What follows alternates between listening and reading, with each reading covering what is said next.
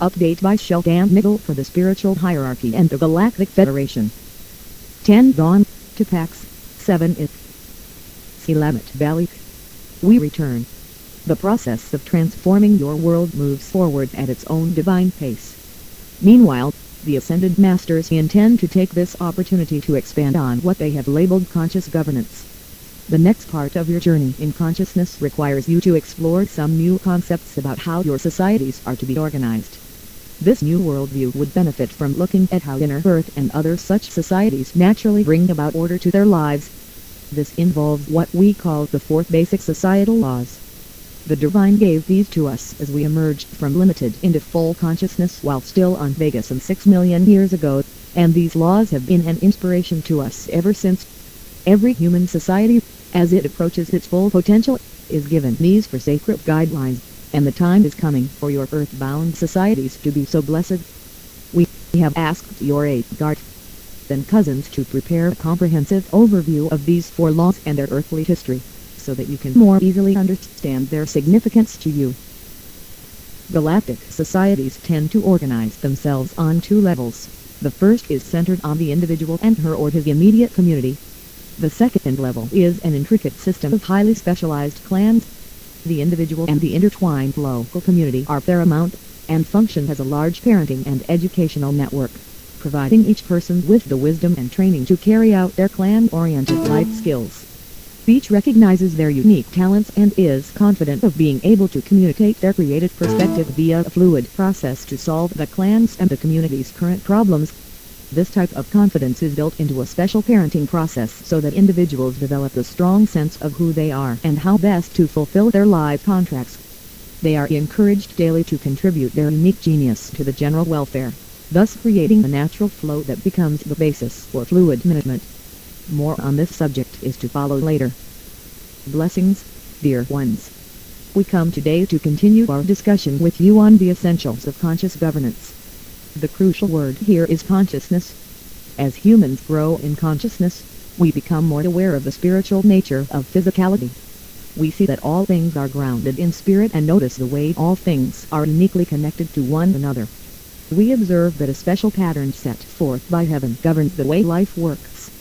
This web of life is complex, and to fathom its inner meanings seems at first to be beyond one's reach. However, your growing consciousness soon provides the answers you seek. This enlightenment comes from a major shift in your physical beingness, unifying your female and male components and enabling you to look at the physical in new ways and to grasp easily its multifarious connection to spirit. You can't then feel that your spiritual essence is one with the physical. All things at this point are possible, and divine service becomes your greatest joy.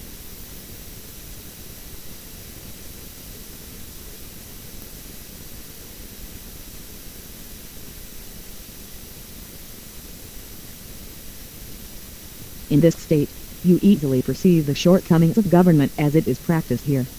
You long for something that can express what you now know. This ardor is felt by all as enlightenment encompasses us. The point here is that the increase in global consciousness has reached the requisite plateau where such fundamental reforms are possible. This is what excites the majority of those individuals and groups what we daily deal with regarding the setting up of new forms of governance. Consciousness opens the doors to new ways of looking at, proposing, and agreeing upon how to deal with society's problems. Consciousness, as enlightenment, adds abundance and creative joy to the mix, unlocking possibilities that were previously hidden from you. So now a new way to inject these ideas into your milieu becomes essential, and we suggest you look deeply into where this rise in consciousness is leading you. The path is heading toward the 4 sacred societal laws that reflect the needs and desires of your coming full consciousness. In fact, these 4 laws are just beginning to manifest on your world. We watch you using your growing power to demand people-oriented government, and indeed, the sudden uprisings throughout the Middle East are an external manifestation of these efforts. Everywhere, the public is putting the premium on freedom, and is forcing out regimes that fail to heed the call of their citizens. Unlike the popular revolts in Eastern Europe in the late 1980s, these uprisings are part of a growing global momentum that is ultimately to bring a host of new governments into power.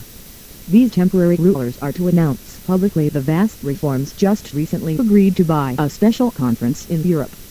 These announcements are to redress world debt by the use of debt forgiveness, set up a new global hard currency, and bring peace to your world. This will be topped by full disclosure that above you lies a vast fleet of benign beings. The coming disclosure about your space family will be immediately followed by the introduction of several new communication technologies, one of which will be a small, handheld device with direct, global visual and verbal access to anyone anywhere, without the use of wires, cables, or satellites. It will have a videophone and holographic computer, and will use zero-point technology. This means that everyone will be in contact with a device that radiates life-enhancing energy, as opposed to your present devices which harm your life force. To make travel easier, the teleportation device will be made available to you by the First Contact Fleet, which will use the fleet's technology to move you swiftly to your destination and then back home again. These are only two examples out of many new types and applications of technology which are to be introduced to you. Disclosure comes when the present illuminoid-controlled governments are legally replaced by the actions of our Earth allies. The time for this reform is closed. We daily converse with our Agarth and cousins as well as the Ascended Masters on these vital matters as the time draws near for our joint divine intervention. This intervention is predicated on the fact that your shift to full consciousness can no longer be delayed. The dark is still determined to convert you into its slaves, but this, as we have said many times before, is not to be permitted by heaven.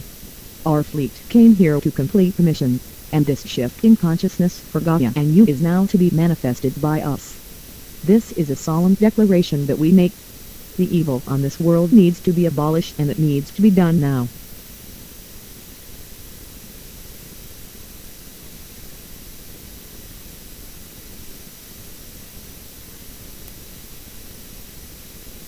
Today, more has been revealed. The time to transform the very dark nature of your world has arrived. Our ships are in position to provide a beneficent galactic alternative to the plans the dark has for you. With the approval of heaven, we are ready to lead the light to divine victory. Know, dear ones, that the countless supply and never-ending prosperity of heaven are indeed yours. So be it. Selamat Gadgen. Selamat G8. Syrian for B1. And be enjoy.